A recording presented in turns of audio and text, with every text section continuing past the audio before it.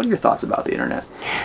Well, my thoughts are mixed, of course. They're a reality of it. I mean, they're probably very similar to when records themselves came out. I think I'll bet you could probably take a lot of people's opinions about the internet and the impact it's had on music and look at the whole record phenomenon when that started 100 years ago, roughly, and how live musicians probably thought, oh no one's going to have any interest in coming and hearing us play anymore. They can just buy recorded music. You know, there's probably a lot of similarities.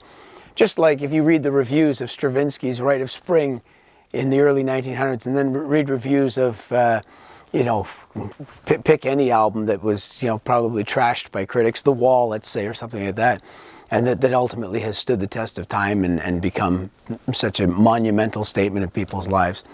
So the internet is one of those moments where just the manner of selling music changed entirely, but it still has as profound an effect on people's lives no matter what. How you get your music is really doesn't change the fact that it influences and changes your life, changes your thoughts, changes your whole spirit once you've engaged with it. So I think. Well, for example, I think one of the greatest, one of the most beautiful things that happened with the internet is that although it may have damaged the major label control of music around the world, it's opened music up to the entire world. In the 1980s, when I had my biggest records come out, not being able to achieve a worldwide release was an impediment in a lot of ways. Well, that doesn't exist now. You and I could make a demo song right here in the next couple of minutes, and it can have a worldwide release within the next minute. You know, so that's a monumental change in how accessible music is. But what I think it's done, and one of the most strongest impacts that I've witnessed in my life with it is that over the last 10 years, I've noticed the audience getting younger and younger for the concerts that we play, either with Styx or with Gowan. And I think the internet is largely responsible for that. Classic rock radio, obviously, and championing the cause and continuing to. But the fact that when almost like brand names, if someone wants to look up what Led Zeppelin or what Styx or what Genesis or Yes or Emerson, Lake and Palmer or what they sounded like in the 70s, or Queen, these bands that they've heard of, because they're huge brand names almost, you know, that have stood the test of decades, they can instantly access that music and go, oh man, I'd love to go and see The Who. Oh, they are playing. You know, they are playing, they're still on tour, and I can go and hear some of these songs live. And when they see it live has now become the only thing that can't be downloaded. You know, you can have YouTube clips of a concert, but there's nothing like the visceral experience of being in an arena when a live rock show is happening. It's the greatest form of entertainment that I've experienced in my life. And it's ageless. It's been proven now, because as the audience gets younger and younger and know the lyrics to all these songs, I think the internet is largely responsible for making that instantly accessible to them. And once they see it in the live arena, they become galvanized to it, and it has as strong an influence and an overwhelming experience in their lives as it did in mine. The songwriting process within a band is very different, obviously, from being a solo writer. You know, when I would write my stuff on my own, I would be entirely isolated and then waiting to see what a band is going to make of it once I get beyond the demo phase.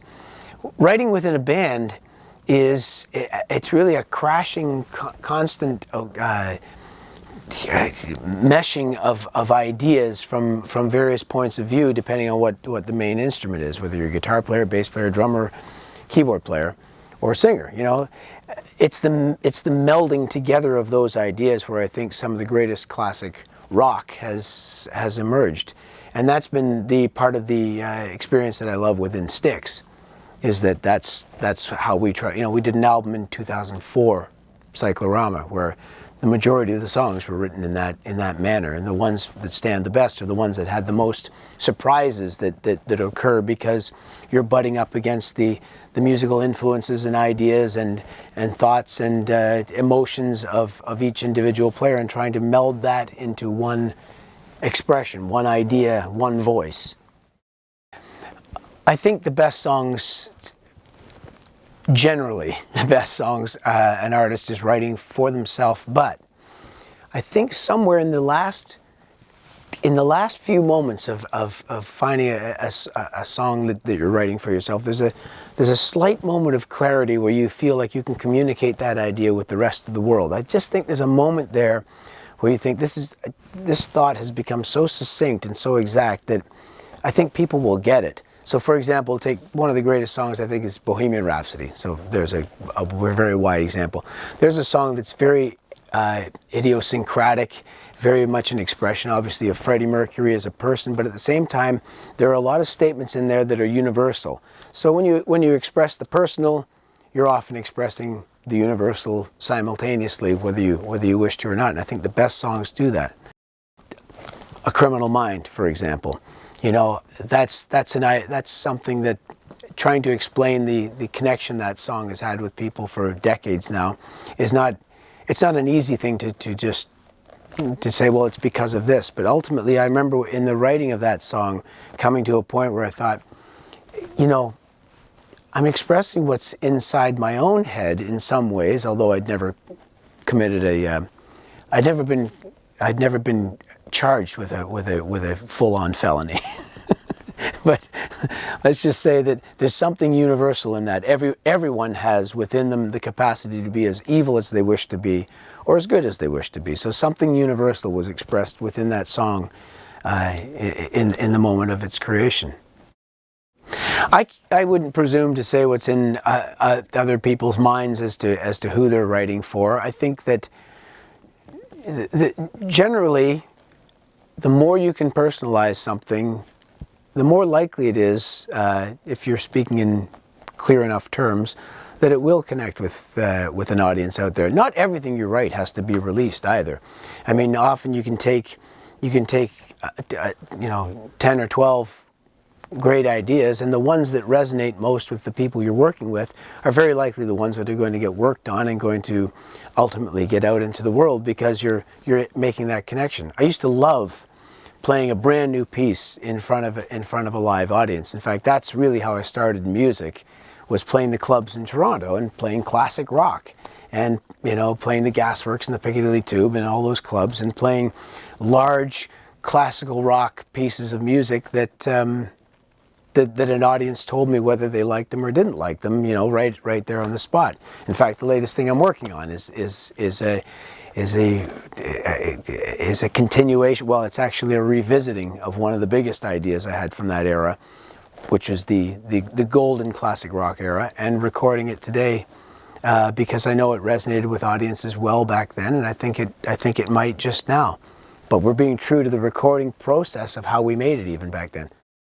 That's a whole other part of classic rock, is how it was recorded, the type of equipment it was done on, the way the musicians interacted at that time. They weren't sending files back and forth over the internet and recording everything digitally into a laptop. They were using a lot of the analog recording process was part of the sound of those records as well.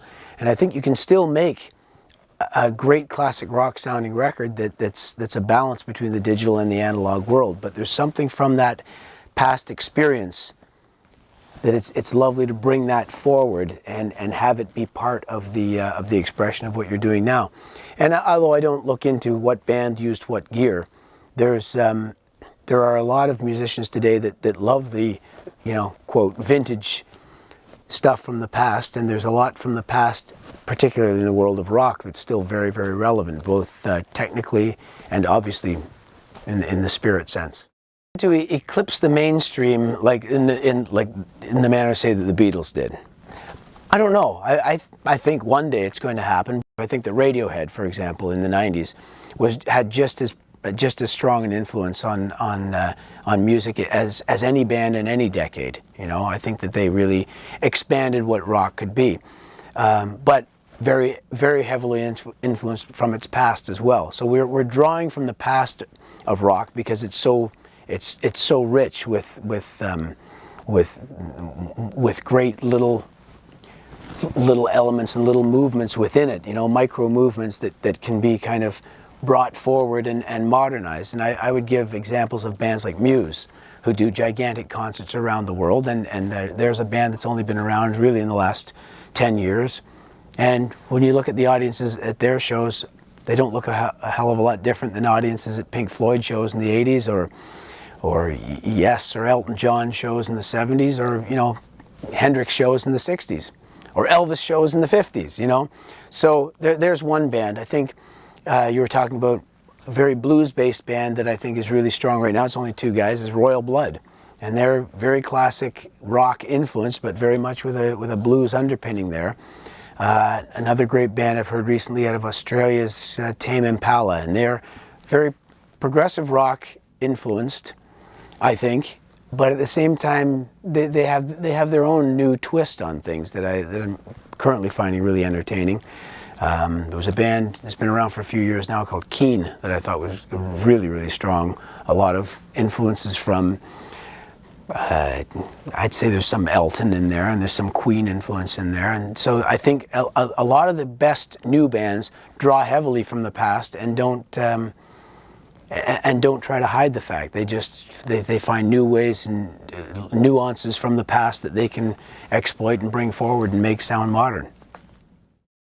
The first time I heard string quartet in Eleanor Rigby, that is Eleanor Rigby is an entirely classically kind of underpinned piece of music to my way of hearing it anyway.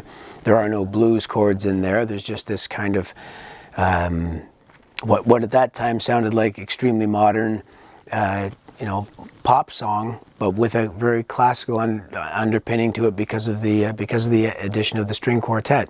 That, and I guess you'd say the song Yesterday, even the Rolling Stones with As Tears Go By. There were songs like that had some folk classical influence in there that suddenly found its way into the center of what would ultimately become classic rock. Do you think that classic rock has a classical symphonic type of bass? Do you disagree? Yeah, I would agree wholly that without a blues underpinning, to all of rock, that really is that's the departure point. Blues, very American-based influences, I think, started rock. Okay, but the introduction of outside influences, so whether they be jazz or boogie woogie, which is kind of blues-based, and particularly classical music, those are important elements that kind of found their way in, and I would say. Mostly, I would say in the mid '60s, classical music began to make its first little foray into really having a strong influence on it, and from there it grew with. I started noticing piano players like Nicky Hopkins on the Rolling Stones album where he played Satanic Majesty's Request, where he played that very classical opening to She's a Rainbow.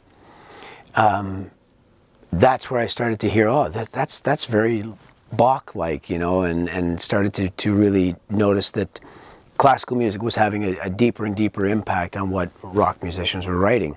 And by the time I decided to put my guitar down and switch to piano, we were in the beginning of the 70s when Elton John and Rick Wakeman and Keith Emerson and Freddie Mercury, there's 4 keyboard players there, that all of whom were classically trained and to some degree, and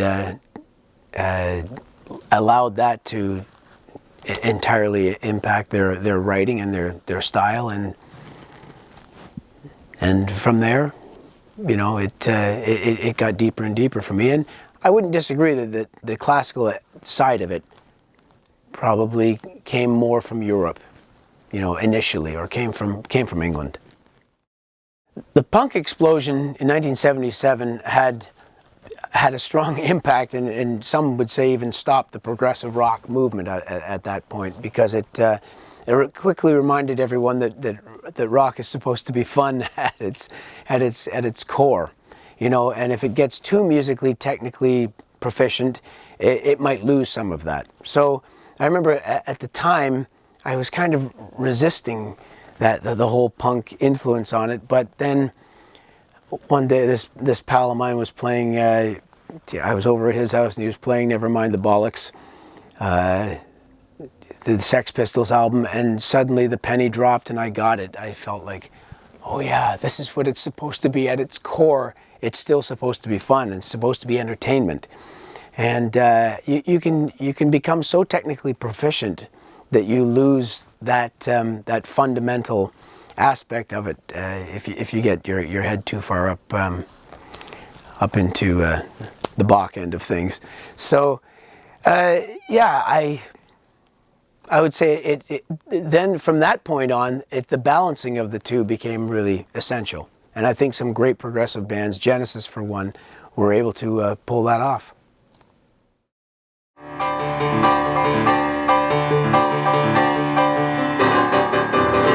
When in the classic era, when so much of your ongoing success depended on the statement of your album, as much as it did on the single, but your album was a huge thing.